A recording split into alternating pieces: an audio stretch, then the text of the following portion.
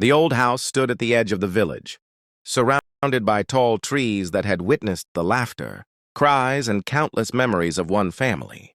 Inside that house lived Grandpa Iqbal, a man in his late 70s, whose wrinkled face carried stories that no book had ever written. His hands were rough from years of farming, but his heart was softer than a child's. He once had a big family, 3 sons and a daughter. The walls of his home once echoed with the noise of children running around, the smell of freshly cooked meals, and the warmth of gatherings where everyone sat together.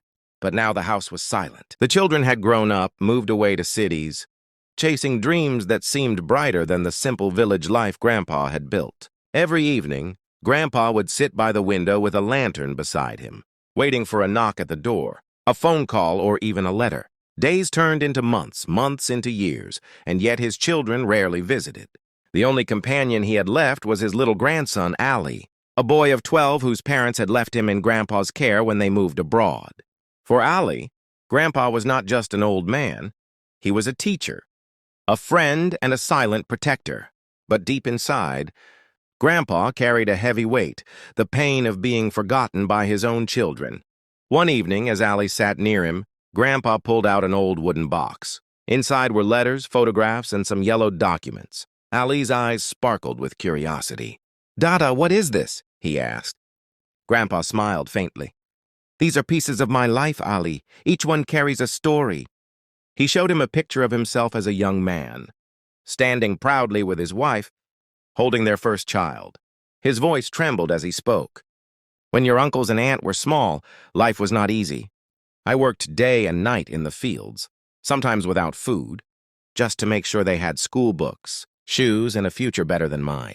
Your grandma, may Allah bless her soul, would stay up at night sewing clothes for neighbors to earn a little extra." Ali listened silently, his heart heavy. He had never seen Grandpa speak with such emotion. Grandpa's eyes filled with tears. "I thought if I gave them everything, they would never forget me. But sometimes, when people get too much, they forget who gave it to them." A few weeks later, Grandpa fell ill. The doctor from the nearby town said his heart was weak. He needed rest, love, and care, things medicine alone could not provide. One night, when Ali was asleep, Grandpa sat at his desk and began writing a letter. His hands shook, his eyes blurred, but he poured his soul into it. He wrote not as a father demanding love, but as a man confessing his pain. "My children, if this letter reaches you, know that I never asked for wealth or gifts. I only asked for your time, your presence, your voice calling me Abba with love. I waited at the door every Eid, hoping you would walk in. I counted the days, thinking you would surprise me. But the surprises never came. I am not angry. I am only tired. I spent my whole life giving, and perhaps I failed to teach you that love is not in money, but in moments. If one day you return and find this house empty, remember that your father loved you till his last breath." When he finished, he folded the letter, placed it in the wooden box, and whispered, "Maybe one day they will read it." Weeks passed, and Grandpa grew weaker. Ali tried to take care of him the best he could. But a child's hands are too small to hold the weight of a fading life. One evening, as the sun dipped into the horizon, Grandpa called Ali close. "Beta, promise me something," he whispered. Ali, with tears in his eyes, said, "Anything, Dada. When I am gone, don't let this house die. Keep it alive with love, laughter, and forgiveness. And when your father and uncles return one day, give them the letter." That night, Grandpa closed his eyes with a smile, holding Ali's hand, and took his final breath. News spread quickly. When Grandpa's children heard of his passing, they rushed to the village, the same home they had abandoned for years.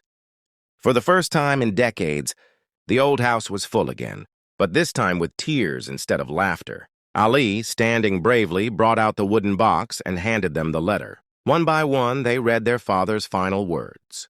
Silence filled the room, broken only by the sound of regretful sobs. The eldest son cried, "We had everything, but we forgot the one who gave us everything." The daughter whispered, "He only wanted our time, and we couldn't give him even that.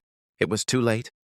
The man who had sacrificed his entire life for them was gone, leaving behind only words that cut deeper than any wound. Years later, Ali grew into a man, and he kept his promise. He stayed in that house, filling it with kindness, opening its doors to orphans and travelers. He told everyone the story of his grandpa, a man whose wealth was not money, but love.